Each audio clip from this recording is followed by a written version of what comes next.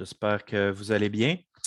Bienvenue à la formation en conformité, la formation initiale pour les nouveaux représentants et pour les personnes que ça peut intéresser aussi. J'espère que vous allez tous bien. Aujourd'hui, on va faire le tour des principaux points de conformité par rapport aux fonds mutuels. On touche aussi, vous allez voir, à certains points de fonds distincts, par exemple, et assurance.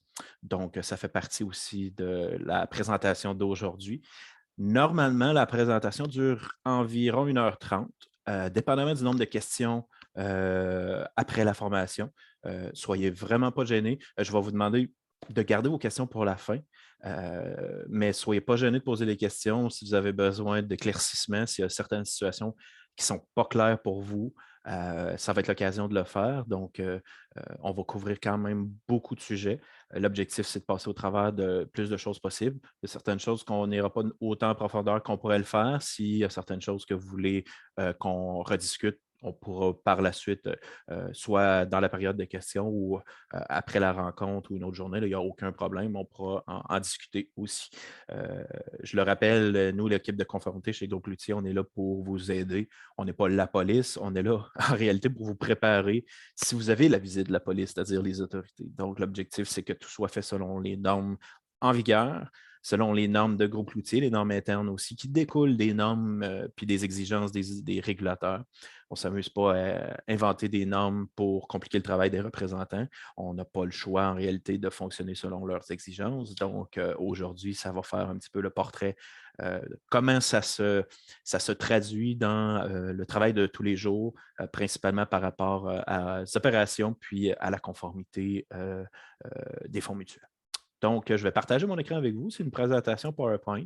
On va aborder certains sujets. Encore là, je vous dis, si vous avez certaines questions, notez-les, puis on va regarder ça ensemble à la fin de la présentation. Donc, laissez-moi un instant chercher la présentation. Merveilleux. Parfait. Donc, voici la liste des sujets qu'on va aborder aujourd'hui. Ça en fait beaucoup. Comme je vous disais tout à l'heure, il y en a certains qu'on va, entre guillemets, effleurer, d'autres qu'on va aller de façon plus approfondie parce qu'il y a beaucoup d'enjeux reliés à ça. On parle de tenue de dossier, la fiche client, la fiche de transaction, la fameuse convenance des comptes clients, la signature numérique, les conflits d'intérêts, une attention spéciale à porter pour certaines normes, un sujet un peu plus en vrac, les publicités, la représentation et Internet, et finalement, on va aborder le sujet des clients vulnérables. En premier, parlons de votre cabinet et la tenue de vos dossiers. Une chose à bien comprendre par rapport à votre cabinet, c'est qu'il y a une grosse différence entre le rattachement de votre cabinet en assurance et fonds distincts, c'est-à-dire le rattachement à votre propre cabinet et le rattachement à Groupe Cloutier Investissement en fonds mutuels. C'est deux choses différentes. Qu'est-ce que ça implique en réalité? C'est que tout ce qui est conformité reliée au fonds mutuel doit passer par Groupe Cloutier Investissement concernant la conformité. Donc, tout doit être vérifié par nous en ce qui concerne les fonds mutuels. Alors que tous les dossiers d'assurance et de fonds distincts sont rattachés directement à votre cabinet ou à vous en tant que représentant autonome. C'est la même chose aussi. Donc, c'est votre responsabilité de ce côté-là pour être capable de valider les dossiers de la bonne façon sans s'éloigner des normes et des exigences. Donc, nous, on établit certaines normes, certaines demandes, certaines règles qui doivent être respectées pour valider justement votre rattachement à Groupe Cloutier Investissement. On est dans l'obligation de vérifier et appliquer certaines normes. On parle ensuite, surtout pour les représentants qui arrivent d'un autre courtier. Les documents des clients qui étaient reliés avec votre ancien courtier, par exemple, ça se peut très bien que vous avez conservé ces clients-là en changeant de courtier, en arrivant vers Groupe Cloutier Investissement. Les autorités exigent que tous les documents concernant vos clients rattachés à l'ancien courtier doivent être séparés de vos nouveaux dossiers rattachés au courtier actuel. Ce que ça veut dire concrètement, c'est que tous les formulaires de votre ancien courtier pour vos clients ne doivent pas être dans le même dossier que les nouveaux documents de Gros Cloutier. Concrètement, ça peut être compliqué pour les représentants qui changent de courtier. On a réfléchi, on a vérifié avoir une solution plutôt simple pour essayer de ne pas compliquer votre travail. La meilleure solution à faire, c'est de, justement, dans les dossiers de vos clients, regrouper vos documents de votre ancien courtier, puis les mettre dans une enveloppe cachetée, une enveloppe classique, là. Puis comme ça, si quelqu'un vient vérifier vos dossiers, la personne, par exemple, de Gros Cloutier ne pourra pas avoir accès aux documents de votre ancien courtier, mais va pouvoir avoir accès aux documents qui ont été produits depuis le rattachement à Gros Cloutier Investissement. Puis le fait que c'est une enveloppe cachetée, si vous avez besoin de consulter les documents, bien, vous pourrez toujours ouvrir cette enveloppe-là, puis sortir les documents nécessaires, puis ensuite recacheter l'enveloppe là, pour côté de sécurité des informations. Même chose pour les documents qui sont conservés, par exemple, sur un ordinateur ou sur un serveur.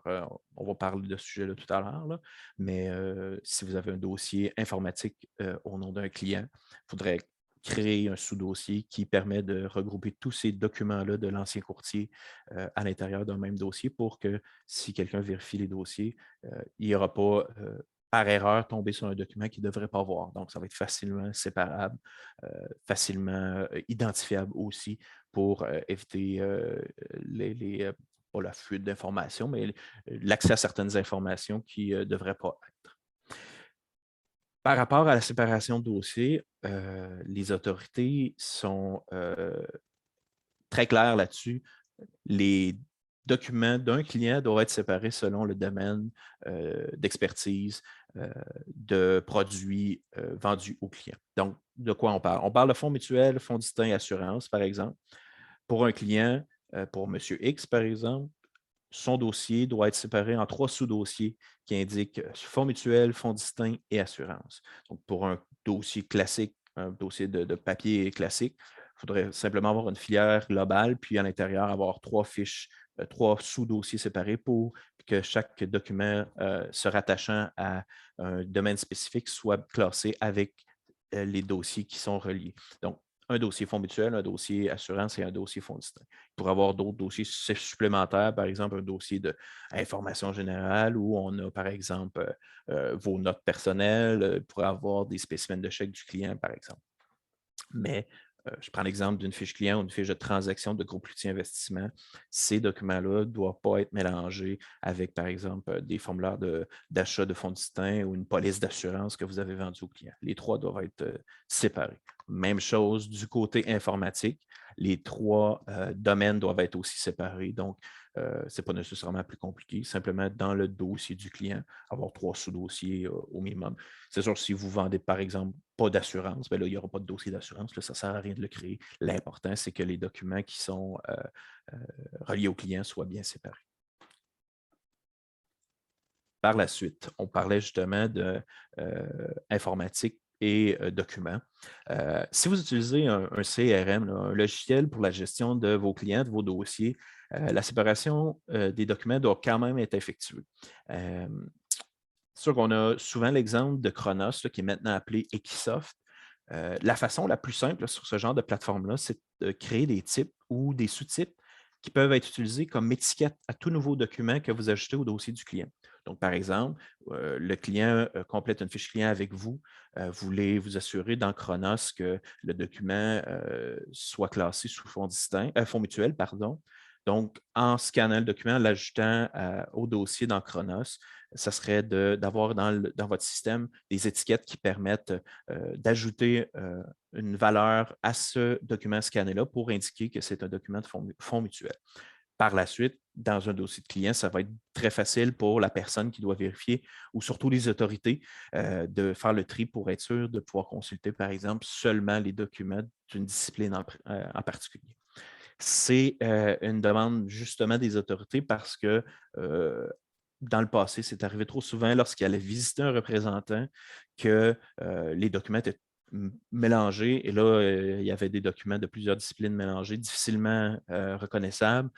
C'est difficile de trouver un document précis qu'on cherche. Alors, ils ne voulaient pas avoir à ouvrir tous les documents pour avoir accès aux documents qu'ils voulaient. Donc, aussi la nécessité de bien identifier les documents qu'on voulait sauvegarder, que ce soit sur informatique, sur ordinateur ou dans Chronos ou dans un autre CRM. L'important, c'est que le fichier ait un libellé, un nom de fichier clair pour facilement se retrouver. Par la suite, pour les services info-nuagiques, on parle de la conservation des fichiers sur Internet. Le cloud aussi est utilisé comme terme. C'est permis, bien sûr, de faire la conservation des documents avec un service comme ça. Ce qu'on demande de faire attention, c'est toujours en lien aussi avec les recommandations du domaine, c'est de se limiter à des fournisseurs qui ont leur serveur informatique au Canada. Pour quelle raison? Effectivement, on ne demande pas ça pour le plaisir de le faire. C'est pour éviter que des documents se déplacent à l'extérieur du pays. Se déplacent parce que si les serveurs qui hébergent vos documents, vos dossiers sont par exemple en Europe, ben là, la conservation des documents va être soumise aux lois du pays où les serveurs informatiques sont, donc les serveurs physiques.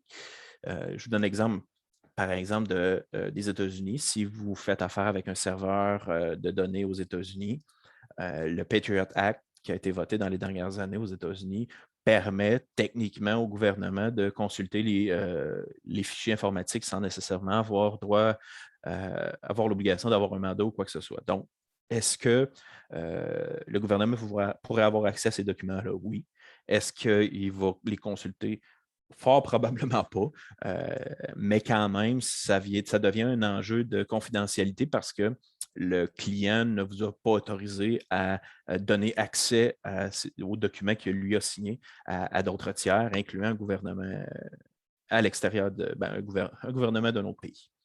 Puis aussi, c'est parce qu'en cas de problème, si par exemple il y a une fuite de documents, un problème de sécurité avec votre fournisseur de données, de votre hébergeur de données, pardon, les recours juridiques sont beaucoup plus simples quand c'est à l'intérieur du Canada. C'est le même système légal. On s'entend que faire valoir vos droits, c'est beaucoup plus facile que si justement vous faites affaire avec un fournisseur qui pourrait être un peu partout dans le monde, puis ça risque d'être difficile de vous faire dédommager ou pour X ou Y raison, faire valoir vos droits. Donc, c'est une des raisons aussi pourquoi on suggère fortement de se limiter aux serveurs, aux fournisseurs qui ont des serveurs au Canada.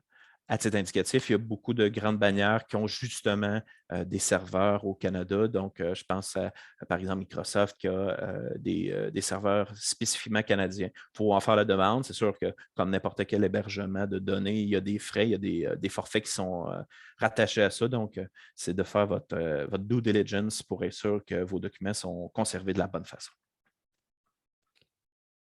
Le contenu du dossier. On a souvent cette question-là de la part des représentants, souvent ceux qui démarrent dans le milieu. Qu'est-ce que mon dossier client devrait inclure? Qu'est-ce que je devrais retrouver? Je vous ai listé ici la liste des documents en fonds mutuels, les documents les plus classiques qu'on devrait retrouver. Ce n'est pas une liste complète. Là. On reprend les points les plus importants. Ça comprend bien sûr la fiche client, le questionnaire de profil d'investisseur, les formulaires d'ouverture de compte, les transactions, les formulaires d'autorisation limitée, la documentation reliée aux effets de levier, vos correspondances de vente avec le client, donc toutes les discussions, par exemple, par courriel que vous pourriez avoir eues avec le client pour laisser des traces. Des notes générales personnelles au dossier du client, donc des choses que vous vouliez noter pour être sûr de rien oublier. C'est des documents qui sont normalement, qui se retrouvent dans un dossier de fonds mutuels. C'est sûr qu'il peut y avoir d'autres choses, mais c'est vraiment je dirais la colonne vertébrale des documents qu'on peut retrouver en fonds mutuels actuellement. Aussi, point important par rapport à la conservation des documents. Là. Ce que les autorités vous demandent, c'est que vous ayez une copie de tous les documents, que ce soit en format papier ou numérique. actuellement, leur fonds mutuel, c'est possible d'avoir tous les documents de clients au format numérique, donc scannés. L'obligation d'avoir une copie papier n'est plus valide. C'est sûr que ça prend certaines, il faut respecter certaines lignes directrices. Par exemple, par rapport à la qualité de numérisation, l'encodement des documents, tout ça. C'est un petit peu plus technique, mais une fois que vous avez programmé, par exemple, votre scanner avec un certain format, vous n'avez plus besoin d'y toucher, mais je vais vous référer quand même à consulter le site Internet de la Chambre de sécurité financière sur le sujet du bureau sans papier. C'est indiqué en réalité dans le document résumé que je vais vous faire parvenir après la rencontre. Ça liste toutes les choses à faire attention, justement, avant premièrement, de s'embarquer dans un transfert de documents papier vers le numérique, parce que c'est quand même un gros travail si ce n'est pas fait progressivement. Puis aussi les points à faire attention, justement, pour être sûr que tous les documents soient scannés de la bonne façon.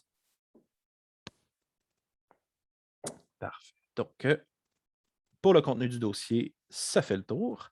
Maintenant, par rapport à la fiche client, je sais, la plupart d'entre vous ont déjà commencé à travailler sur vos dossiers, vous avez déjà rencontré vos clients, vous avez déjà utilisé la fiche client. Peut-être que vous aviez certaines questions. Il y a peut-être certaines choses qu'on vous a demandées qui étaient moins claires pour vous. On va faire le tour justement de la fiche client pour vous expliquer en réalité le but puis l'utilité de toutes les demandes, toutes les questions et les points qui sont demandés à l'intérieur de la fiche client parce que toutes ces informations-là sont nécessaires. Premièrement, pour avoir un portrait fidèle du client et de ses besoins, puis pour répondre aux exigences des législateurs aussi. Donc, il n'y a rien de superflu sur ce document-là. Ça prend absolument les informations. Donc, même si vous passez une question, on va vous revenir pour vous demander la réponse à ces questions-là parce qu'on en a besoin. On est surveillé là-dessus aussi. Donc, vous pouvez voir sur la première partie de la fiche client, on a le type de compte qui est à indiquer par rapport à quel compte la fiche client concerne. Ensuite, la partie classique des renseignements personnels, donc les données démographiques. C'est sûr que ça prend toutes les informations. On va porter une attention particulière, nous, de notre côté, par rapport aux revenus, à la connaissance des placements et à l'avoir net approximatif. Donc, c'est important de ne jamais oublier cette question-là parce que ça nous le prend absolument pour valider la convenance des investissements du client. Ça fait partie de ce qu'on doit illustrer dans WConnect pour avoir le portrait global. Par la suite, bien sûr, la pièce d'identité, donc ce qui est accepté, le permis de conduire, la carte d'assurance maladie, le passeport ou on voit certificat de naissance, mais ce n'est plus le cas. Donc, prenez pas compte du certificat de naissance, ce n'est plus une pièce acceptée par les autorités. Ensuite, on a la section employeur à indiquer aussi. Donc, si votre client est à la retraite, simplement indiquer retraite. Ensuite, la section 4, section 5, section sur les bénéficiaires pour un régime épargne-études ou un régime d'épargne invalidité ou pour un compte en fiducie. Donc, important d'indiquer les coordonnées personnelles du client concerné ou de l'enfant concerné. Les informations bancaires, si vous voulez réécrire les informations bancaires pour un spécimen, par exemple, vous pouvez l'indiquer la plupart du temps. Si le spécimen de chèque est jumelé avec la fiche client, on n'a pas besoin de cette section-là. On va simplement aller vérifier le spécimen. Donc, si vous l'oubliez, ce n'est pas grave du tout. Ensuite, par rapport à la section 6, qui est vraiment le point principal de la fiche client, c'est vraiment ce qui concerne le plus la conformité parce que c'est relié à la convenance des plans. C'est la section que j'ai isolée ici en jaune. Normalement, elle n'est pas en jaune, c'est simplement pour la faire ressortir pour m'assurer que vous voyez bien que c'est la section la plus importante. Sur cette section-là, je vous dirais, faites attention aux ratures puis aux corrections. Dès qu'il y a une modification très visible. Par exemple, si vous utilisez du liquid paper, vous barrez un chiffre, vous faites une erreur, vous vous corrigez, il faut toujours faire initialiser le client parce que ça peut faire paraître comme quoi vous avez modifié le formulaire après avoir fait signer le client. Puis pour les autorités, c'est un no-no. Il faut vraiment, vraiment valider que s'il y a pas apparence de modification ou de correction, le client est bien au courant et a approuvé la modification avec ses initiales. Donc, ça se peut, si vous ne le voyez pas, vous faites une correction, vous oubliez de faire initialer le client, il y a des fortes chances que l'équipe de conformité ou l'équipe des opérations vous revienne en vous disant que, par exemple, le plan REER doit être rejeté parce qu'il y a eu modification. On doit avoir les initiales du client avant de pouvoir procéder. Même chose si vous oubliez une case, par exemple, vous oubliez de cocher l'horizon ou vous oubliez de remplir les pourcentages pour la tolérance au risque.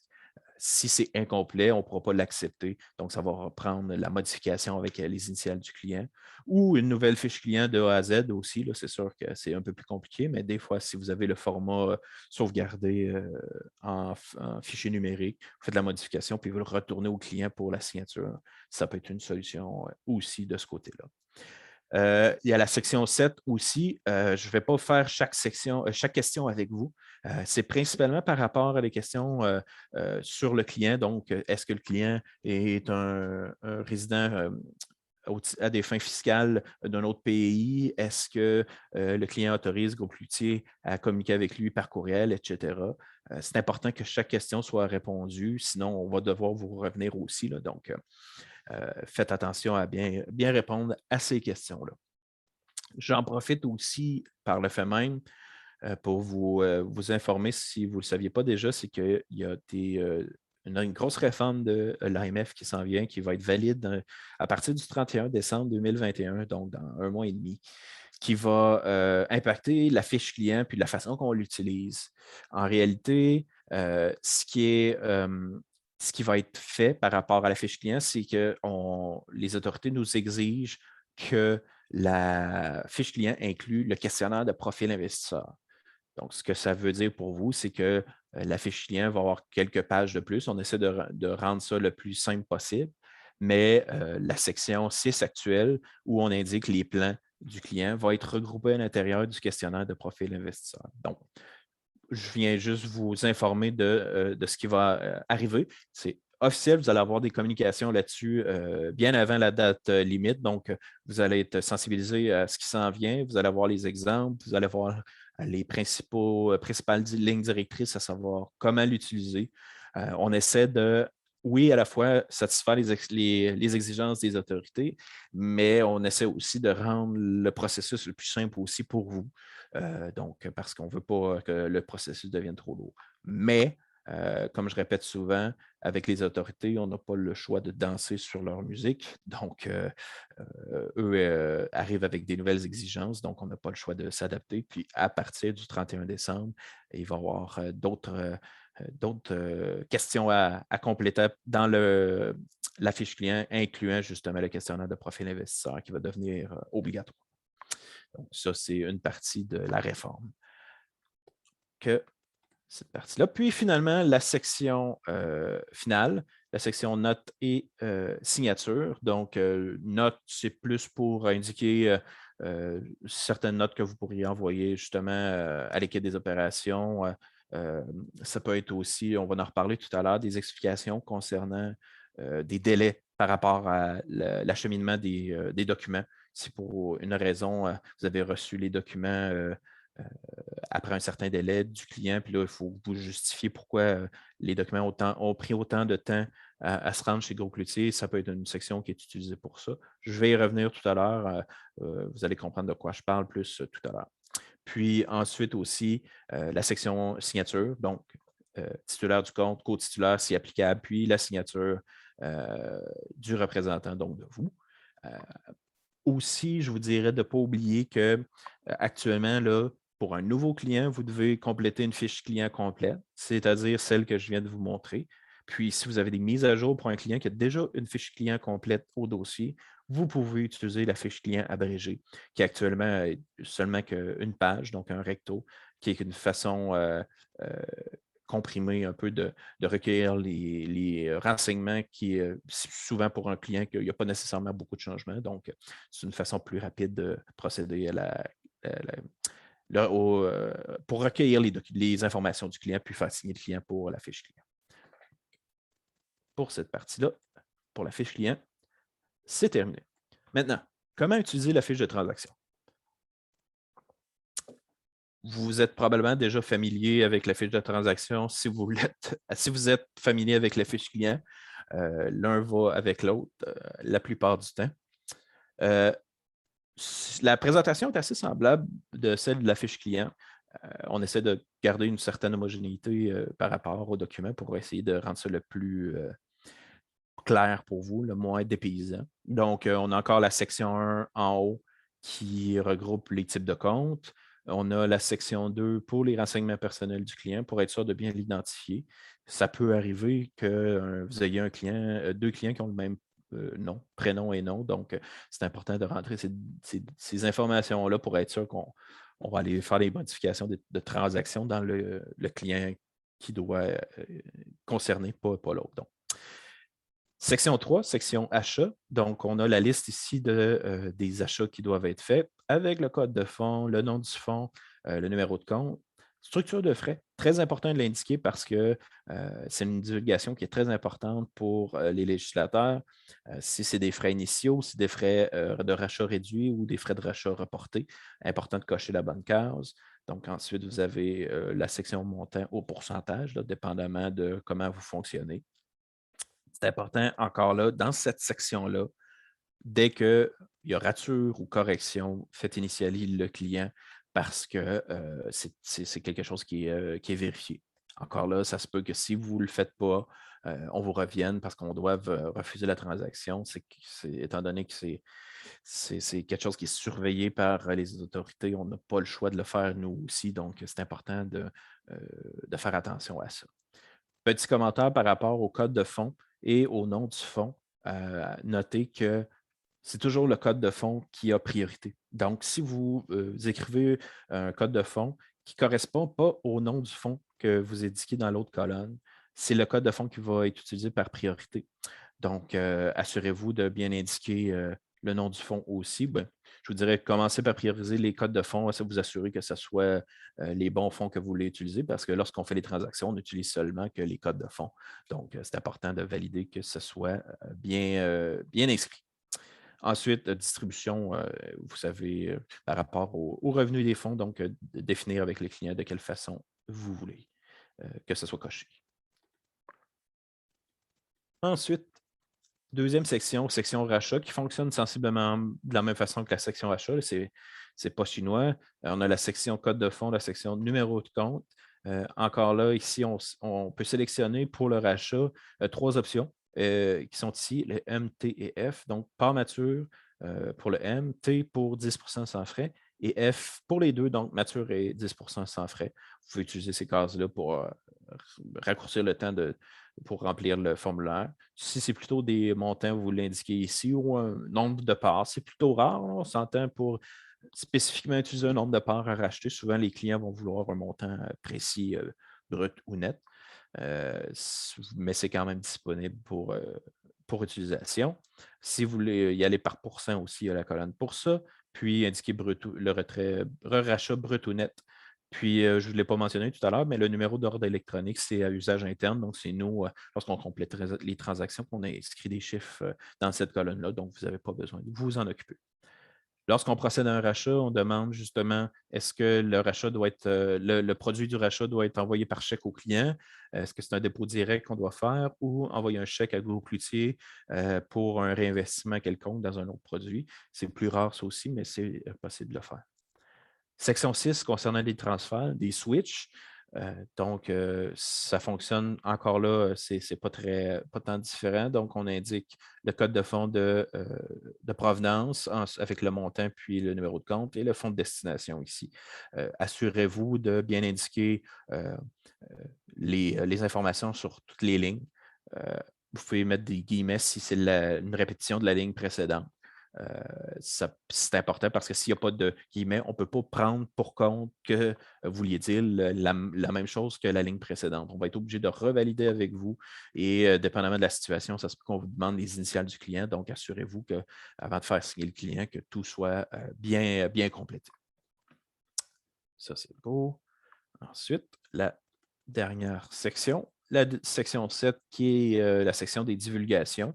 Encore là, je ne ferai pas le tour avec vous de toutes les questions, mais on parle principalement de s'il y a des frais de rachat, il faut le divulguer, donc il y a une case pour ça.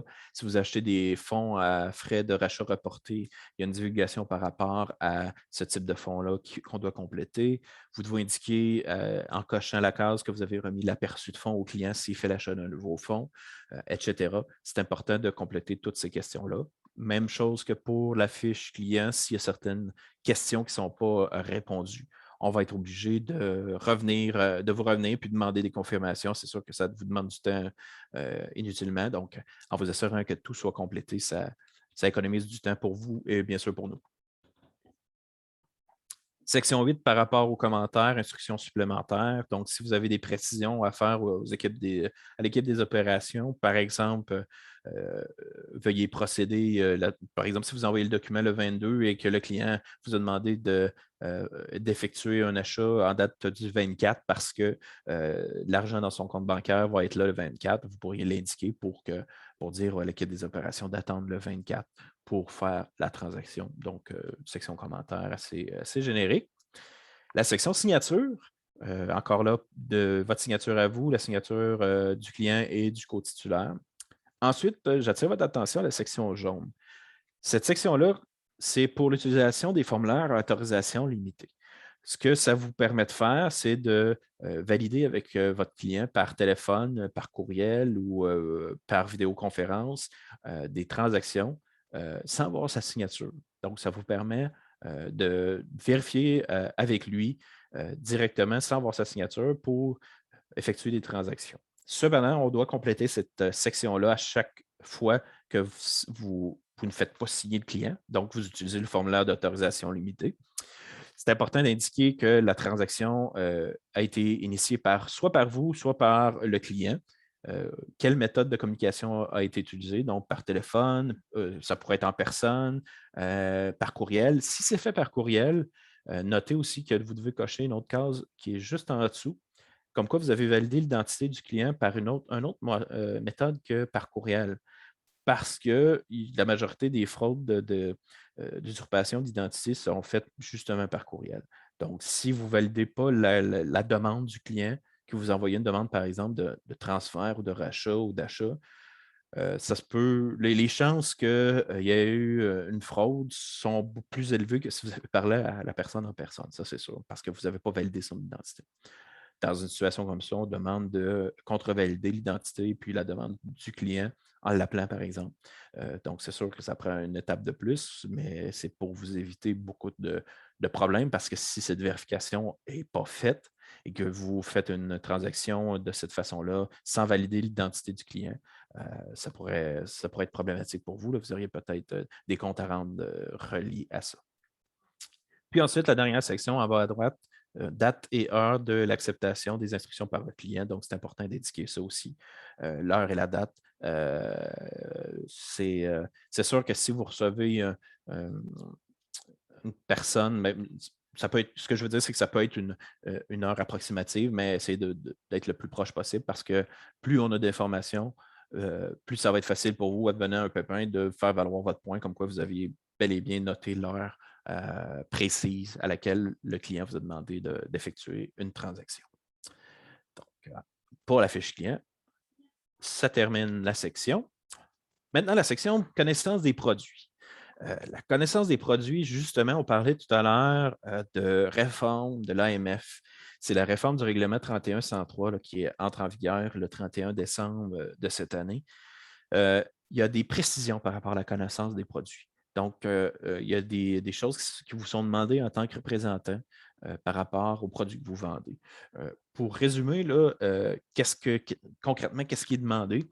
C'est que le conseiller ne peut acheter ou vendre des titres pour un client ou ne lui recommander que s'il prend des mesures pour comprendre les titres, notamment leur structure, leurs caractéristiques, leurs risques ainsi que les frais initiaux et continus qui y sont associés et leur incidence. Pour certains d'entre vous, ça va être tout simplement la même chose qu'avant. Probablement qu'il y en a d'entre vous qui avaient pris l'habitude justement de bien connaître vos produits, de vous assurer de comprendre toutes les facettes, tous les petits détails des fonds que vous recommandez. Puis c'est justement la chose à faire.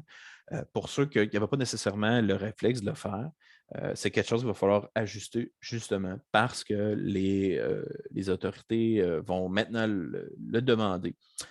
Donc, ça va être justement de connaître les principales caractéristiques des fonds mutuels que vous vendez. Par exemple, là, dans la liste qu'on a ici, là, connaître les types d'investissement du fonds, c'est assez générique, mais quand même, un fonds de liquidité, un fonds de revenus, est-ce que c'est un fonds de croissance, un fonds de spéculation? Connaître justement son contenu, les principaux titres, les revenus fixes, est-ce que c'est des capitaux propres, des actions, connaître la stratégie générale du gestionnaire de fonds. Donc, quelle est la capitalisation du fonds? Est-ce que c'est petite capitalisation, grande capitalisation? L'horizon de placement, ça ressemble à quoi? Le niveau de risque du fonds lui-même, donc est-ce un niveau de risque faible, moyen ou élevé? J'en profite aussi pour vous mentionner que la majorité des fonds dans le domaine des fonds mutuels sont classés selon 5 catégories. Faible, faible moyen, moyen, moyen élevé et élevé. Chez Groupe Cloutier, on a simplifié la procédure en limitant ça à 3 catégories, faible, moyen, élevé.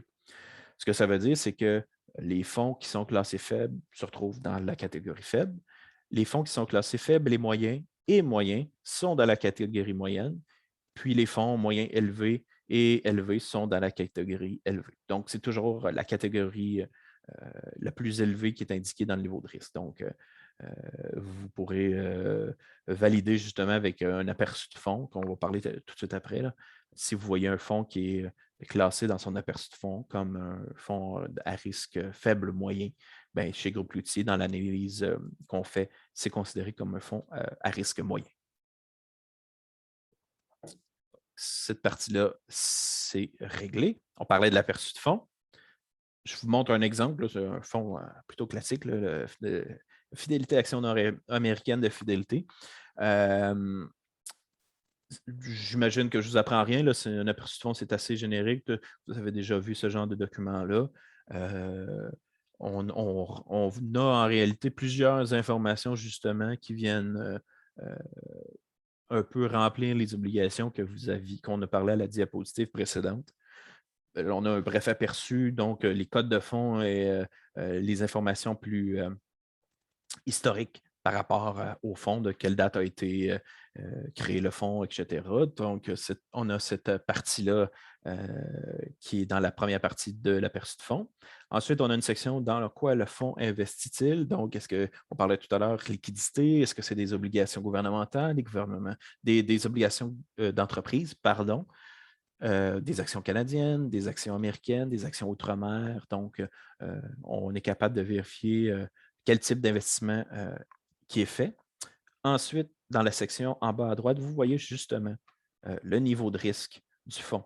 Donc là, on a ici le fonds, ce fonds de fidélité-là est un fonds à risque moyen. Donc, ça va être effectivement moyen aussi dans l'outil d'analyse de Groupe Cloutier. Je vous parlais tout à l'heure des 5 catégories. Donc, on les voit bien, là, faible, faible moyen, moyen, moyen élevé et élevé. Donc, voyez plutôt ça en 3 catégories maintenant avec l'analyse de vos portefeuilles. Ensuite, sur la page suivante, on a toujours la section des frais. Donc, tout ce qui est frais d'achat ou frais de rachat, les frais les frais de suivi, le ratio de frais de gestion qui est expliqué aussi. Donc, c'est des choses que, sans nécessairement connaître par cœur les ratios puis les pourcentages de frais, c'est quelque chose que vous devez quand même être familier avec sur les produits dont vous faites la promotion. Maintenant, le nerf de la guerre, la convenance des comptes clients. C'est effectivement le point de mire du département de conformité. Ça devrait être une priorité pour vous, les représentants d'épargne collective. C'est l'exigence, je dirais, principale en ce qui concerne vos responsabilités par rapport au client. Donc, là, ici, on voit justement un exemple de ce qu'on appelle communément les pointes de tarte par rapport à les résultats de questionnaire de profil investisseur. Donc, c'est les résultats par rapport au questionnaire de groupe routier, justement. Donc, on va aborder ce sujet-là. Parlons en premier du questionnaire de profil investisseur. Comme je vous le mentionnais, là, à partir du 31 décembre 2021, le questionnaire va être obligatoire. Qu'est-ce que ça veut dire? C'est qu'actuellement, il n'est pas obligatoire. Ça peut être surprenant.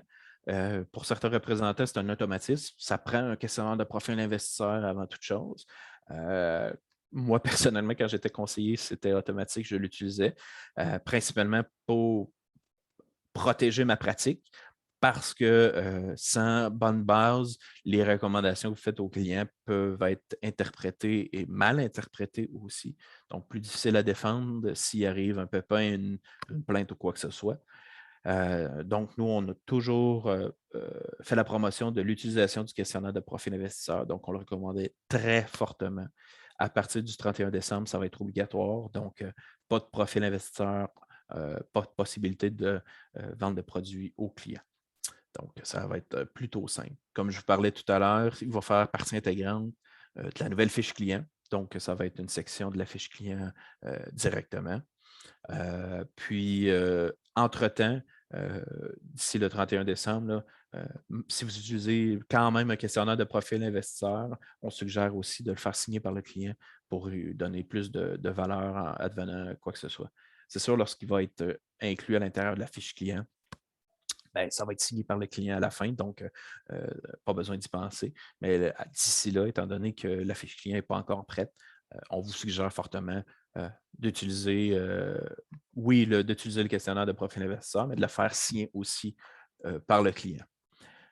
Puis, s'il y a une différence, par exemple, entre le résultat du questionnaire de profil investisseur que vous complétez avec votre client, puis ce que vous indiquez sur la fiche client, parce que techniquement, si vous complétez le questionnaire, le résultat devrait être transcrit tel quel sur la fiche client parce que ça représente les objectifs puis la tolérance au risque du client.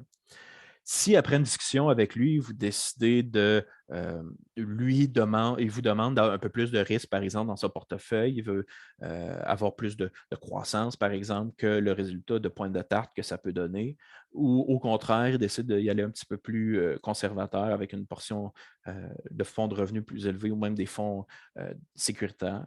Ben, à ce moment-là, s'il y a une différence entre le résultat du questionnaire et la fiche client, c'est important de le justifier dans vos documents. Pourquoi?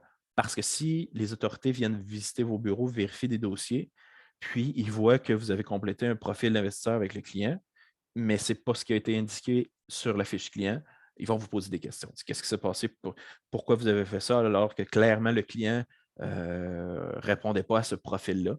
S'il n'y a pas de justification écrite et signée par le client, ça va être difficile à faire valoir votre point. Donc, c'est important de vous protéger en mettant le plus d'informations possible.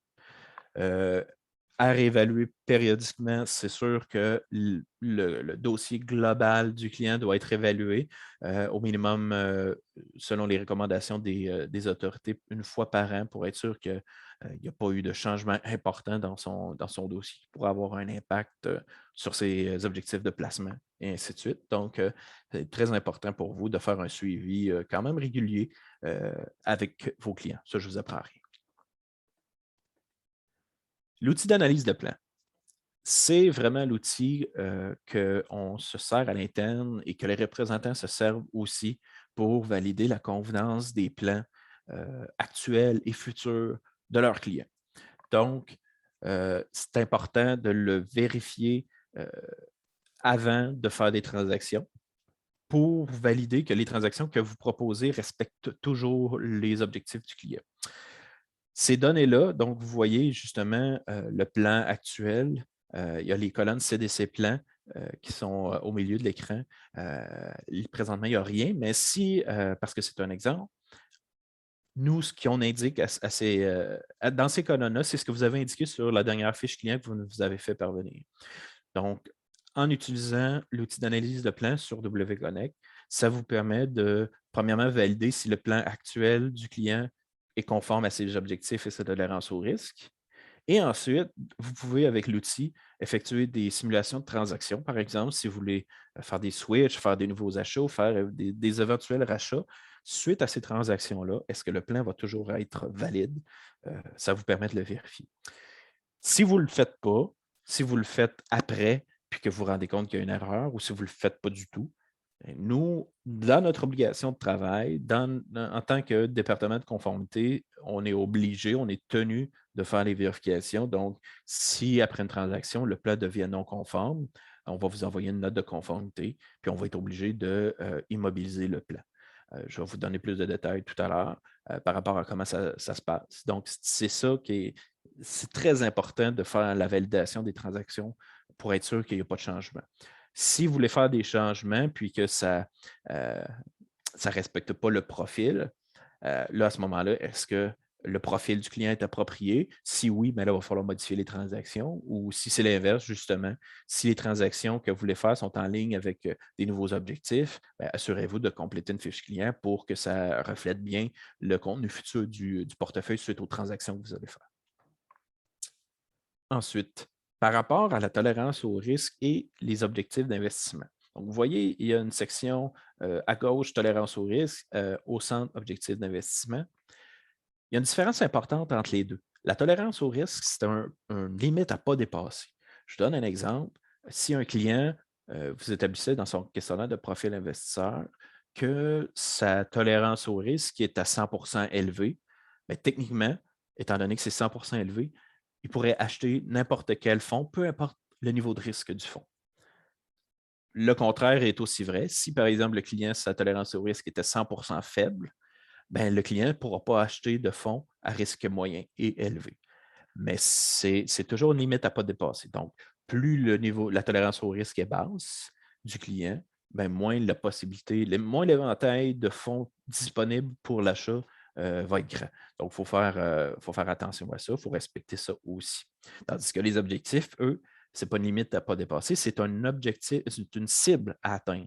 Donc, si après le questionnaire de profil, le client a un profil équilibré, 50 revenu, 50 croissance, bien, vous devez vous assurer qu'il y a 50 de son portefeuille, de son plan actuel qui est investi dans des fonds de revenus et 50 dans des fonds de croissance. À ce moment-là, c'est là que l'outil d'analyse vient être utile pour faire justement les calculs en impliquant plusieurs fonds pour être sûr que le contenu final du portefeuille respecte les objectifs du client.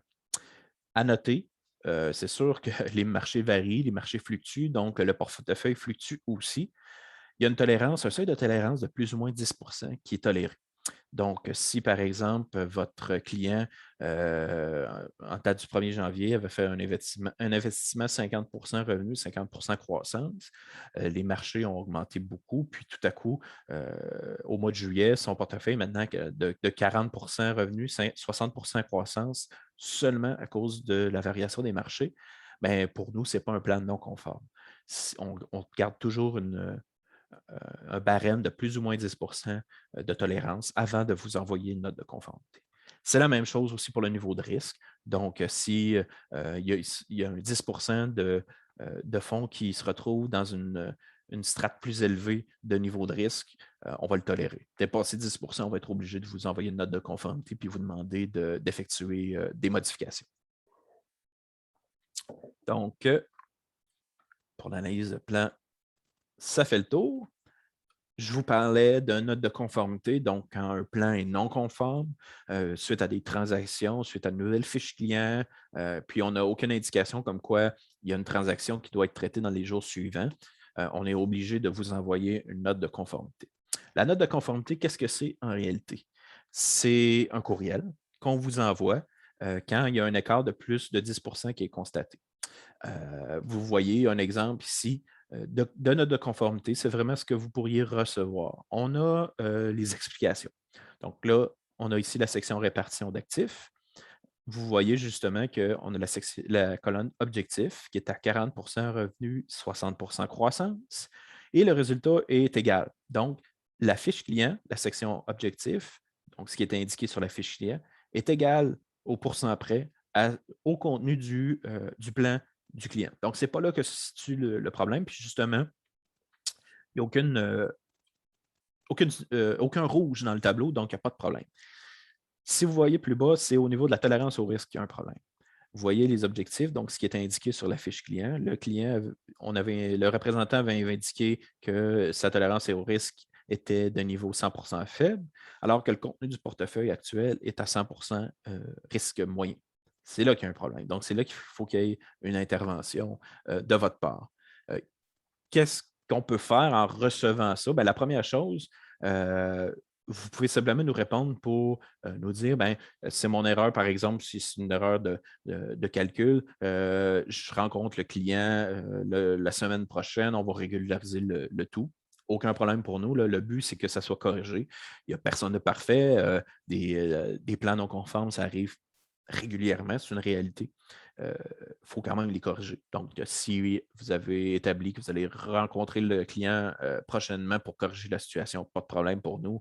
C'est sûr qu'on s'attend à recevoir des documents justement pour corriger la situation. Là, à ce moment-là, c'est pour vous d'établir la correction doit se faire de quelle façon. Là, c'est sûr, étant donné qu'avec les informations que vous aviez fournies sur la fiche client, qui était 100% de niveau faible, la tolérance du client, puis là, vous vendez des fonds à risque moyen, ça serait spécial que vous fournissiez une nouvelle fiche client qui indique un changement dans la tolérance au risque du client tout à coup. Dans une situation comme celle-là, probablement que vous allez faire un échange de fonds vers des fonds à risque plus faible, de risque faible tout court, pour respecter la tolérance au risque. Si ça se peut quand même que la tolérance au risque du client ait changé. Donc, dans une situation comme ça, il faut quand même nous expliquer justement pourquoi ce changement-là est arrivé, parce que sinon, nous, on peut avoir des questions des autorités, là, à savoir pourquoi tout à coup le profil du client a changé en fonction du portefeuille et non l'inverse. Donc, c'est important de donner des explications. Pour la répartition d'actifs, ben, là, reste à savoir justement, est-ce que les objectifs du client qui est indiqué sur la fiche client sont valides? Si c'est bien valide, donc dans ce cas-là, il va falloir faire des transactions pour recalibrer le portefeuille, des échanges ou un rachat ou un achat pour se rapprocher justement des objectifs qui ont été établis par le client avec vous sur la fiche client. Donc, ça fait pas mal de tour pour les notes de conformité. On passe maintenant. Ah oui, excusez-moi, j'avais oublié cette section-là. Qu'est-ce que ça fait en réalité, une note de conformité? Comme je vous l'expliquais tout à l'heure, la note de conformité, lorsqu'elle est envoyée, elle va immobiliser le plan du client. Concrètement, ça fait qu'il n'y a aucun achat ni échange qui est permis à l'intérieur du plan, sauf si ça corrige en partie ou en totalité la convenance. Donc, si on s'en va dans la bonne direction, ça va être autorisé. Si ça corrige complètement aussi, tant mieux. Mais si ça ne corrige pas ou si ça empire la situation, donc si on se retrouve avec une différence plus élevée, ben, la transaction va être refusée. Notez par exemple que tous les rachats demandés par le client vont être effectués. Donc, on n'empêche pas le client d'avoir accès à son argent, au contraire. C'est sûr qu'on va vous recommander d'effectuer des rachats dans des fonds qui permettent justement de corriger la situation pour aller dans la bonne direction par rapport au respect des objectifs du client. Donc, c'est des choses qui arrivent au plan lorsque une note de conformité est envoyée par nous. Le sujet du jour, de l'année plutôt, la signature numérique. C'est sûr, depuis le début de la pandémie, l'utilisation de la signature numérique a explosé. J'imagine que vous êtes quand même déjà familier avec ce type de signature-là. C'est important de savoir comment l'utiliser pour bien respecter les exigences parce qu'il y a une façon de le faire. Il y a beaucoup de façons, mais nous, on a décidé d'établir certaines normes pour respecter justement la validité des signatures des clients lorsque la signature numérique est utilisée. La signature numérique, les exigences à respecter. En premier lieu, ces exigences-là sont internes à Groupe Cloutier, donc on a établi certaines lignes directrices pour être sûr de respecter la validation des signatures des clients. Donc, il faut qu'un logiciel de signature numérique soit utilisé. Donc, on a plusieurs exemples. Là, présentement, on a un certificat de signature numérique de Adobe Sign. Donc, vous voyez justement, oups, attendez une seconde. On va revenir à notre section. Donc, on voit justement le détail du certificat de signature, le rapport d'audit aussi comme terme qui est utilisé. Ça prend un logiciel pour utiliser la signature numérique pour plusieurs raisons qu'on va voir. Le logiciel, il doit permettre de protéger par mot de passe le document envoyé au client. Donc, ce n'est pas simplement d'envoyer le document au client par courriel ou par l'entremise du logiciel, c'est de protéger le mot de passe pour pouvoir le donner au client par téléphone, par exemple, ou par texto qui peut fonctionner. C'est-à-dire une méthode différente que le courriel dont il va recevoir, simplement pour s'assurer de la validité de l'identité du client. Pour la même raison qu'on parlait tout à l'heure, un client pourrait se faire passer, un fraudeur pourrait se faire passer pour un de vos clients, de vous demander un rachat ou quoi que ce soit, de vous demander de communiquer par courriel seulement parce qu'il est indisponible au téléphone. Mais si vous ne validez pas son identité d'une autre façon, puis que vous fonctionnez par signature numérique, ben, l'identité du client n'a pas été validée, donc vous pourriez avoir des problèmes reliés à ça, malheureusement. Le logiciel doit être capable aussi de générer un certificat de sécurité que vous devez envoyer à Groupe Cloutier Investissement avec les documents signés. C'est le certificat de signature que je vous parlais. C'est important de l'avoir, c'est important de le générer. La grande majorité des logiciels de signature numérique l'offrent. C'est essentiel pour nous parce que ça nous indique les traces du document. Donc, quelle adresse courriel ça a été envoyé, les adresses IP aussi des ordinateurs. Dans le travail de tous les jours, ce n'est pas nécessairement utile, mais s'il arrive un problème, un client dit que ce n'est pas lui qui a signé le document, porte plainte contre vous, l'adresse IP, qui est un numéro de série en réalité de l'accès Internet qu'il possède, va permettre justement de prouver que c'est bien cette personne-là qui a signé le document. Donc, c'est là comme sécurité, mais c'est très important. Donc, c'est les points principaux à savoir par rapport à la signature numérique. Il y a certains documents qui sont encore, qu'on recommande encore d'utiliser la signature au stylo humide, qu'on appelle, des ouvertures de compte en fiducie, des successions, surtout des T2033 qui vont à l'externe. Heureusement, là, on n'a pas eu beaucoup de retours.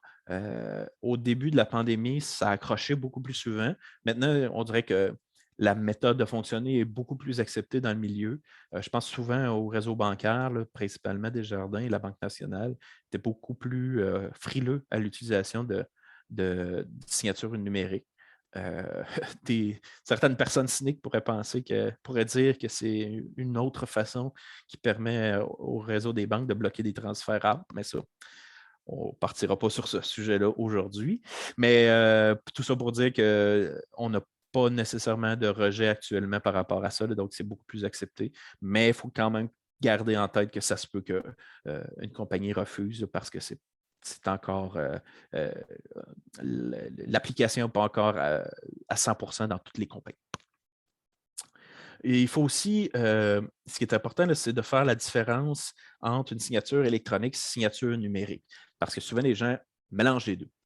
Une signature électronique, c'est une signature de format électronique. Donc, ce que c'est un exemple, vous signez sur un bout de papier, puis vous prenez une photo de votre signature. C'est une signature électronique. Est-ce que ça a une valeur légale? Pas vraiment, parce qu'on n'a aucune preuve que c'est vous qui avez signé, puis on n'a aucune preuve que la signature n'a pas été modifiée. Même chose avec une empreinte vocale. S'il y a quelqu'un qui vous enregistre pour vous demander votre accord pour un contrat ou quoi que ce soit, s'il y a seulement votre enregistrement vocal, ben, il n'y a pas moyen de valider si c'était bien vous à l'autre bout du fil et si c'est vraiment si la signature vocale n'a pas été modifiée. C'est là justement que l'utilisation d'un logiciel de sécurité pour effectuer les signatures numériques est important. Parce que la signature numérique, c'est une signature électronique avec une preuve d'identification et preuve d'intégrité. C'est les deux concepts importants à se rappeler. Preuve d'identification, donc on a une preuve qu'on a bien identifié le client et on a envoyé le document au client, d'où l'utilisation du mot de passe que je vous parlais tout à l'heure, c'est très important. Puis la preuve d'intégrité, c'est qu'une fois que les documents sont signés par le client, le logiciel va venir geler les documents pour être sûr qu'il n'y a aucune modification suite à la signature du client. Donc, on a encore là une preuve comme quoi la signature et les documents n'ont pas été modifiés ou altérés par qui que ce soit de mal intentionné. C'est les deux choses qu'on doit faire attention. C'est les deux choses qu'une signature électronique, par exemple, une signature au stylet, ça peut être une signature, une image de signature.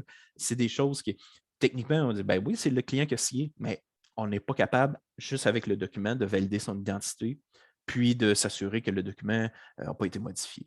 Donc, oui, c'est des signatures, c'est juste pas la sécurité n'est pas suffisante pour être acceptée. Maintenant, identifier et traiter les conflits d'intérêts. Conflit d'intérêts, ça a le dos large, surtout dans le domaine. Les autorités exigent qu'on vous en parle justement parce qu'il y a de plus en plus d'apparence de conflit d'intérêts, surtout par rapport au travail de représentants qui portent plusieurs chapeaux. Donc, par exemple, un représentant en épargne collective, qui fait de l'assurance, qui fait des fonds distincts et autre chose. Donc, c'est important d'identifier, traiter les conflits d'intérêts. Peu importe ce qui arrive, c'est toujours l'intérêt du client qui doit être priorisé. Donc, il faut toujours penser, est-ce que l'intérêt du client est respecté?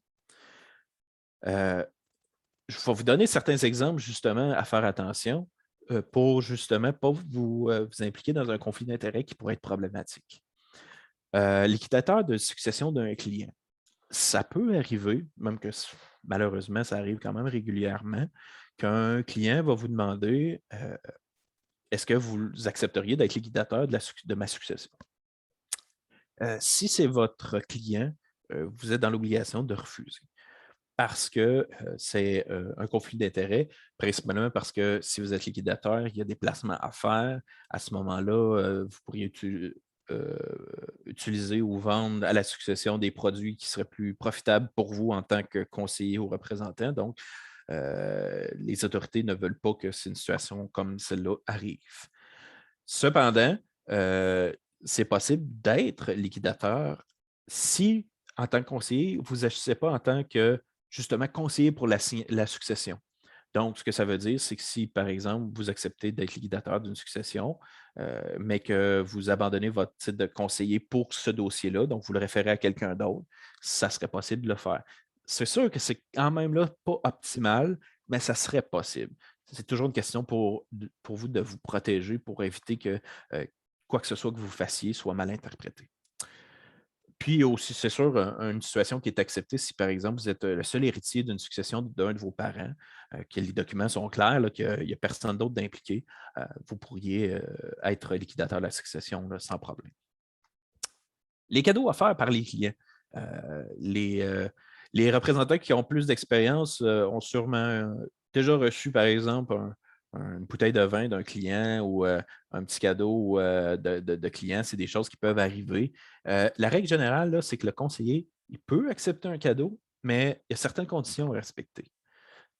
Le cadeau, ça ne doit pas être perçu comme comme susceptible d'avoir une influence sur le mandat du conseiller.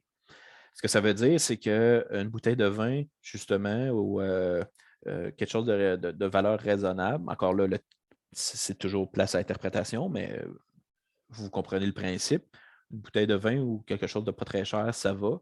Un voyage tout inclus dans le sud, ça peut être problématique parce que là, le client pourrait s'attendre justement à une contrepartie, c'est-à-dire un traitement de faveur pour plusieurs choses que, que vous êtes responsable dans son dossier. Puis là, ça peut justement impliquer des conflits d'intérêts. Ça doit être sous forme de biens, pas sous forme d'argent. Donc, pas d'enveloppe brune, pas de chèque, pas d'argent comptant. Il faut vraiment, pour qu'un cadeau soit acceptable, ça soit un bien, justement, encore le bon vieil exemple de la bouteille de vin.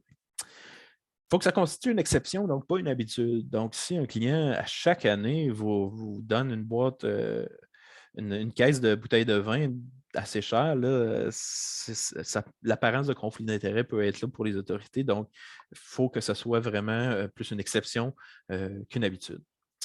Puis aussi, il ne faut pas que ça aille à l'encontre des règles du cabinet, de la société ou du courtier pour lequel vous travaillez.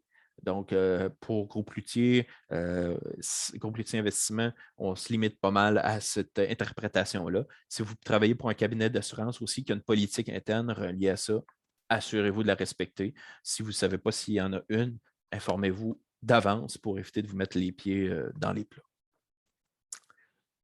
Concernant aussi les prêts et emprunts impliquant un client, donc si vous avez l'idée de prêter ou d'emprunter de l'argent à un client, ça, c'est une autre chose qu'il ne faut absolument pas faire. Ça vous apporte de gros conflits d'intérêts.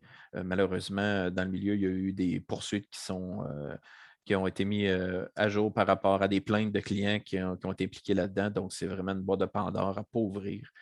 Faites attention à ça aussi. Puis, d'autres situations à éviter, là, juste comme ça pour vous les nommer, là, sans être complet. Là. Si vous devenez mandataire d'un client en cas d'inaptitude, c'est la même chose que liquidateur dans un cas de succession. Ça implique trop de conflits d'intérêts, donc c'est proscrit. Fiduciaire dans une fiducie d'un client, même chose, proscrit. Membre du CA d'une compagnie d'un client, ou une compagnie qui est client avec vous, c'est proscrit aussi. Puis même chose aussi si vous décidez de vous lancer en affaires avec un client ou vous voulez investir dans une entreprise avec lui, c'est une autre chose qui est proscrite par les autorités. Donc, faites attention à ce genre de choses. Attention spéciale à certaines normes. Donc, étant donné que c'est la dernière partie de la formation, je vais faire un survol de certaines choses à faire attention qui sont plus précises, mais quand même importantes, surtout dans le cadre de votre travail de tous les jours. Tout à l'heure, je vous parlais de délai de transmission des formulaires. Les autorités s'attendent que les documents qu'un client vous signe soient retournés au courtier de façon rapide. À quel point rapide? Pour les fiches clients, les autorités exigent qu'un jour ouvrable après la signature d'un client, le document devrait être acheminé au courtier. Puis pour les fiches de transaction, c'est 2 jours ouvrables. C'est sûr que c'est dans le meilleur des mondes. Si pour une raison, par exemple, vous envoyez un document au client par la poste, il signe en date du 1er décembre, par exemple, vous le retournez par la poste, mais après un certain délai, vous le recevez le 15 décembre pour X ou X raison.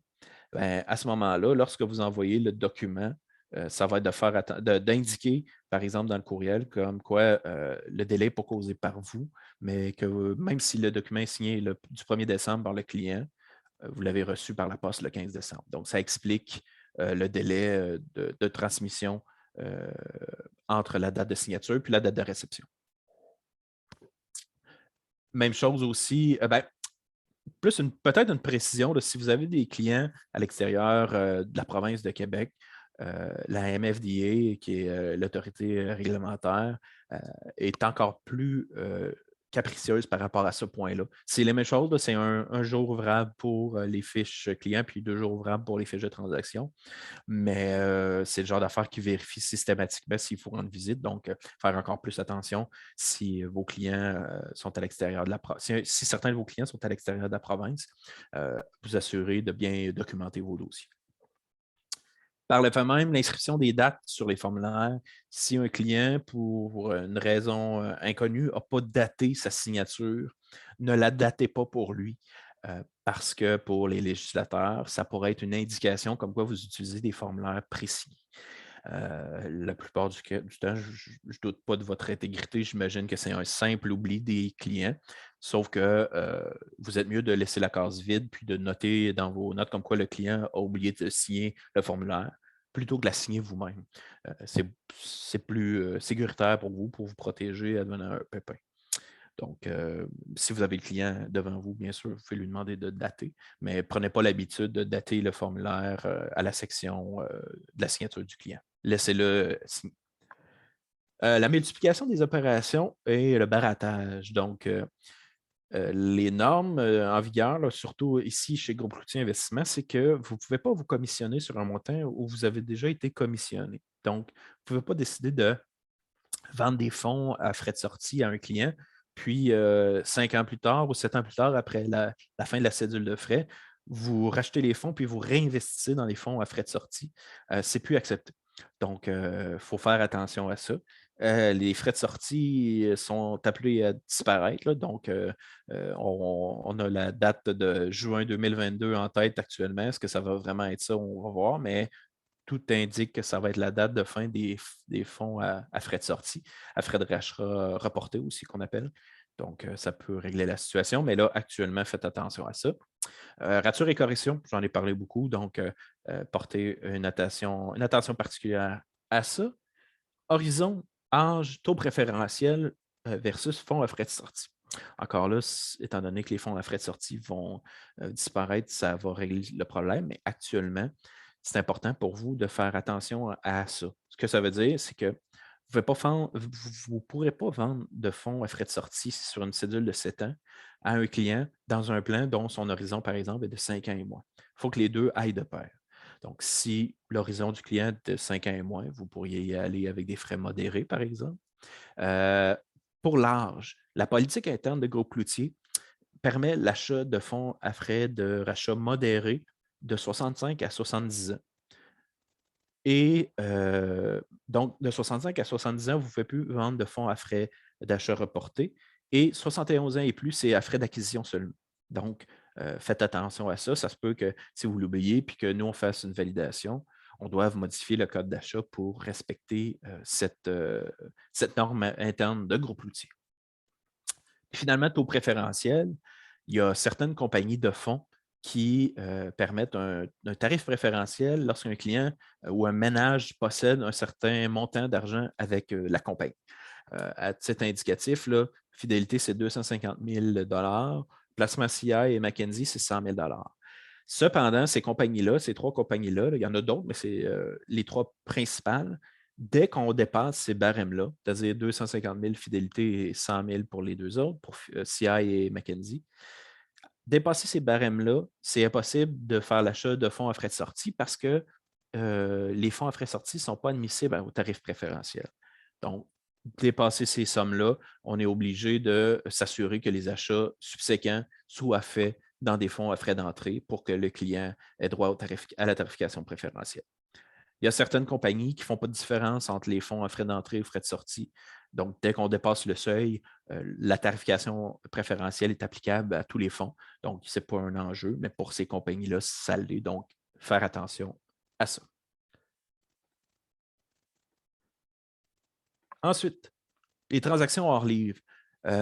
C'est des transactions que, pour clarifier le terme, c'est des transactions que vous effectuez avec les clients, que vous envoyez directement aux compagnies de fonds sans passer par l'intermédiaire de Groupe Cloutier. En fonds mutuels, ce n'est pas permis. Il faut absolument que tous les documents passent par Groupe Cloutier, puis c'est nous qui effectuons les transactions ou qui envoyons les documents aux compagnies de fonds pour transaction. Il y a des exceptions. On permet que vous envoyiez, par exemple, les formulaires de T2033 à l'externe. Donc, par exemple, un client qui possède des actifs à la Banque Laurentienne, vous envoyez la T2033, il n'y a pas de problème, mais vous devez quand même nous envoyer à nous la T2033 en nous indiquant que vous avez déjà acheminé la T2033 au cédant, juste pour être sûr qu'on ne l'envoie pas deux fois. Ce n'est pas dramatique, mais au moins, il faut que vous nous avertissiez parce qu'une fois que l'argent va entrer dans le plan du client ici chez Groupe Cloutier, on doit avoir le document pour appuyer cette entrée d'argent-là. Si on n'a aucun document, ben, c'est une transaction hors livre. Puis c'est quelque chose que vous devez faire absolument attention. Puis ça fait partie justement de votre entente avec Groupe Cloutier de ne pas effectuer de transaction hors livre. Relevé maison, certains représentants apprécient effectuer des relevés à leurs clients qu'eux-mêmes conçoivent. Ce n'est pas interdit, mais il faut faire attention. Ces relevés-là, si vous utilisez un modèle global que vous adaptez à tous vos clients ou à certains de vos clients, il faut le faire valider par l'équipe de conformité ici chez Groupe Cloutier. Pour plusieurs raisons, principalement pour vous assurer, premièrement, que la présentation respecte les normes en vigueur, puis pour s'assurer aussi que les clauses légales nécessaires sont jumelées sur le relevé maison, parce que c'est important dans ce document-là de montrer qu'il peut y avoir une possibilité d'erreur et que ces relevés maison-là ne se substituent pas aux relevés officiels des compagnies de fonds. Si ces genres de clauses légales-là ne sont pas ajoutées sur les relevés maison, un client pourrait vous poursuivre en disant ben, sur mon relevé que mon représentant m'a fourni, il est indiqué, par exemple, 20 000 alors qu'en réalité, c'était 2 000 mais techniquement, ça pourrait être beaucoup de problèmes pour vous. Donc, assurez-vous, avant d'utiliser ce genre de relevé-là, de les faire approuver par nous, puis de s'assurer aussi qu'on va vous ajouter les clauses légales pour être sûr de vous protéger. Double emploi, ce n'est pas quelque chose qui est interdit. Il faut juste que ça soit divulgué. Un exemple, si vous êtes sur un conseil d'administration d'un organisme communautaire, vous vous impliquez dans différentes organisations sportives, quoi que ce soit, les autorités nous demandent que ça soit divulgué. Ce n'est pas un problème du tout. Il faut juste faire selon leurs exigences. Documents signés en blanc, effectivement. À l'époque, c'était pratique commune. C'est une autre époque. L'utilisation de documents signés en blanc par les clients maintenant mène automatiquement des amendes et même des suspensions pour les représentants si les autorités vérifient vos dossiers à vos bureaux puis trouvent des documents comme ça. Vous allez être dans le pétrin, donc assurez-vous de ne pas fonctionner, de jamais utiliser des documents comme ça, jamais préparer des documents comme ça. Surtout avec l'utilisation du formulaire autorisation limitée qui vous permet de conclure des transactions avec les clients sans leur présence physique.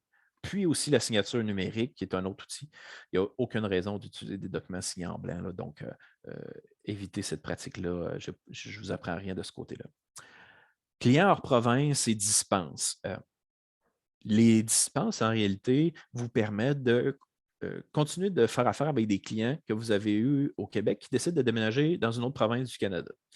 Il faut faire une demande, nous, aux autorités de ces provinces-là pour que vous puissiez continuer à avoir ce lien professionnel avec ces clients-là. Donc, si un de vos clients déménage, assurez-vous de nous avertir pour justement qu'on puisse effectuer la demande.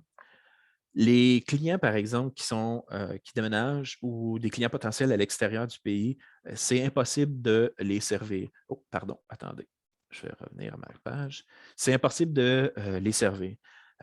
Donc, si votre client déménage aux États-Unis ou partout dans le monde, puis que vous aviez déjà une relation avec lui en fonds mutuels, ben, la seule chose que vous allez pouvoir faire avec lui par la suite, ça va être des rachats ou des switches à l'intérieur de la même compagnie de fonds. Donc, aucun nouveau achat ou quoi que ce soit. En réalité, pour un nouveau client, s'il demeure à l'extérieur de la province ou du pays, si vous avez un permis dans d'autres provinces, dès que le client est à l'extérieur du pays, vous ne pouvez pas lui faire d'offre en fonds mutuels. Les autorités ne le permettent pas.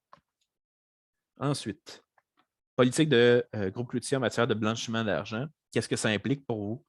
C'est que si on voit dans un dossier qu'un client effectue un investissement substantiel dans un plan ouvert, par exemple, un client achète 100 000 dans un nouveau compte ouvert, c'est important pour vous de nous divulguer la provenance de cette somme-là dans un plan ouvert. Parce que c'est sûr, côté blanchiment d'argent, tout ça, dans des plans REER, plans CELI, ça ne s'applique pas vraiment. Donc, ça concerne principalement les plans ouverts, les plans non enregistrés.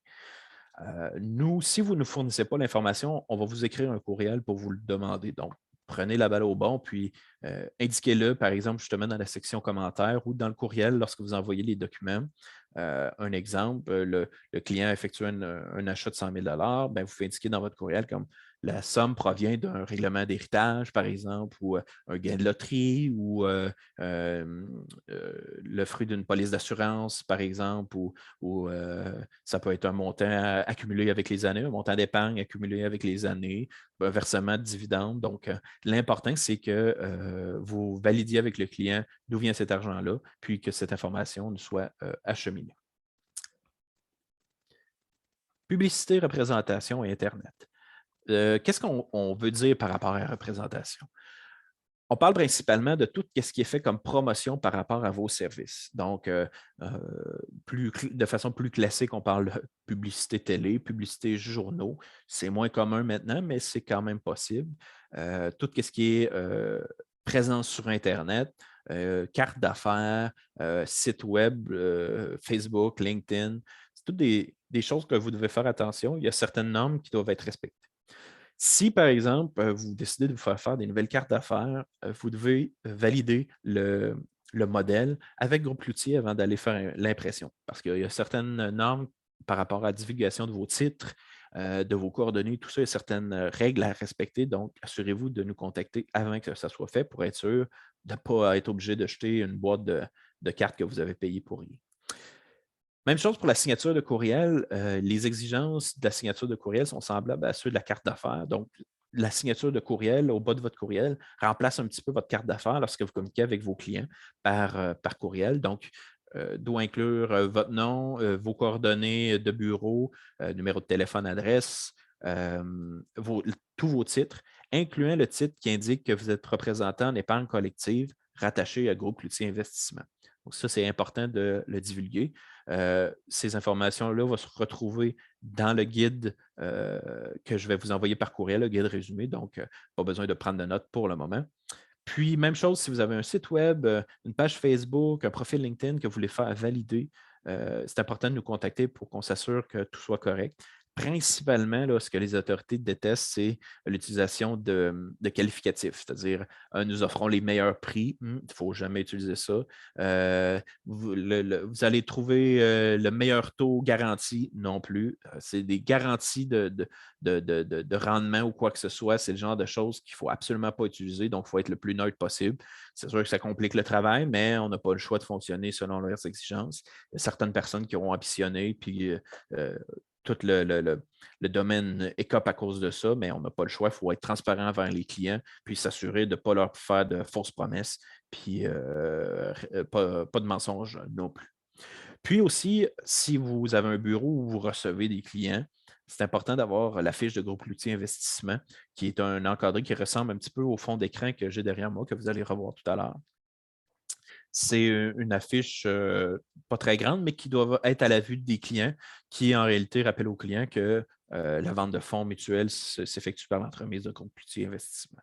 Si vous n'avez pas reçu cette affiche-là lors de votre attachement, je vous invite à communiquer avec votre directeur à l'investissement pour qu'il puisse vous en acheminer un exemplaire pour que vous puissiez l'afficher. Si vous ne recevez pas de clients, par exemple, votre bureau est à domicile, puis vous déplacez toujours, bien, à ce moment-là, vous n'avez pas besoin de cette affiche-là. Mais si vous recevez des clients, il faut l'afficher. C'est une exigence.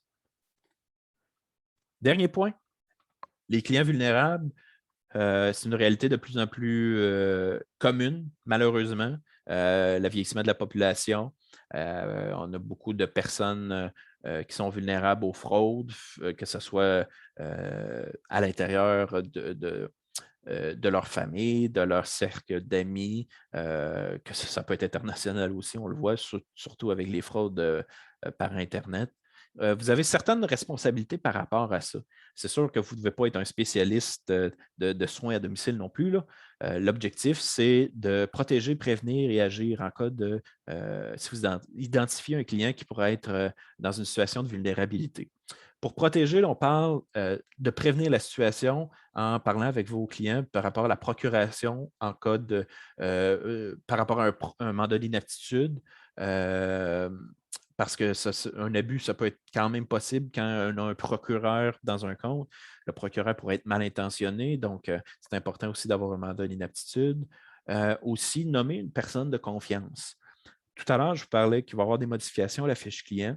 Il va y avoir une section qui va permettre l'inscription, si demandé, si autorisé par le client, bien sûr, de nommer une personne, une ou deux personnes de confiance que le représentant pourrait contacter si vous avez des doutes. S'il y a des choses pas catholiques selon vous qui se passent dans les comptes du client, des demandes bizarres, puis vous voulez être sûr que tout soit correct, vous pourriez contacter une de ces personnes de confiance-là, avec l'autorisation du client précédemment, bien sûr, pour valider si tout se passe bien dans la vie du client. Donc, c'est une façon justement de s'assurer que tout soit correct. C'est sûr qu'ultimement, ça se pourrait même que la personne de confiance soit la personne qui profite du client. À ce moment-là, ça va être d'utiliser votre discernement, de voir qu'est-ce qu'il y en est avec la situation. C'est sûr que vous n'êtes pas un spécialiste de la santé, mais il y a des ressources pour vous si vous êtes dans le doute. La section prévenir, c'est-à-dire discuter justement avec les clients avant que ça arrive, de la maltraitance. Donc, que si ça arrive, qu'il y a certaines ressources. Puis agir aussi, c'est que si vous identifiez des indices de maltraitance, quoi faire et comment agir. Il y a, pour vous aider, les guides de l'AMF et de la ACVM, l'Association canadienne valeurs mobilières, l'Association des courtiers valeurs mobilières, qui vous permet justement des lignes directrices à savoir comment dealer justement avec des situations comme ça pour bien servir vos clients, mais aussi pour vous protéger vous. Parce que si vous avez des doutes de la légitimité d'une demande d'un client, que vous l'effectuez sans poser de questions, ça pourrait arriver des implications professionnelles pour vous qui pourraient être dommages pour vous, c'est sûr. Donc, c'est pour vous protéger vous et protéger votre client aussi. Donc, c'est fini pour la formation. J'espère que ça a été intéressant pour vous. Comme je vous disais, dans les probablement tout à l'heure ou peut-être au courant de la journée de demain, je vais vous envoyer un guide résumé qui reprend une grande majorité des points par rapport à ce qu'on a vu aujourd'hui. Donc, ça va être un guide de référence qui va vous permettre d'avoir des explications si certaines choses ont été passées trop rapidement. Si vous avez des questions, je pense que ça va être l'occasion de le faire. Elena, je ne sais pas si on peut demander aux gens de simplement cliquer sur la petite main, si je ne me trompe pas, pour poser des questions, si vous avez des questions. Si vous préférez